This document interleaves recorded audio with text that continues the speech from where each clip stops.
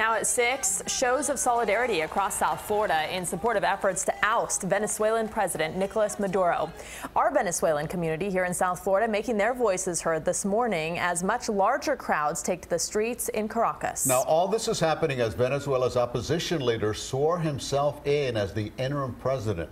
President Donald Trump reciprocated with and recognized the new leader of Venezuela, and Maduro broke diplomatic relations with the U.S. over that decision. CBS 4's Hank Tester picks up the story now live in Doral, where another rally and protest is underway. Hank. Well, these folks are mighty happy because the Trump administration has recognized the new president. But now there's a diplomatic scuffle going on, that is, between the U.S. and Nicolas Maduro. Let's take a look. Venezuelans from all over South Florida rallying in the center of Doral, home to thousands of Venezuelans, supporting the attempt at constitutional regime change in Venezuela. It's been a day of rapid unfolding events in Venezuela, thousands upon thousands in the street. There is a new president, or at least Juan Guaido, the head of the National Assembly, was sworn in as president. But Nicolas Maduro has not gone away. The opposition claims that Maduro was re-elected in a fraudulent election. In reality, at this hour, Venezuela has two presidents. Compounding the issue, the U.S. government.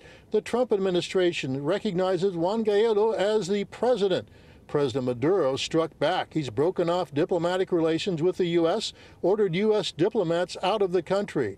Here in Doral, it's all about support for their home country. We really miss Venezuela, and we think we need to support them a lot, and they need to know that there's other people in other countries that they know they have other support in other countries too.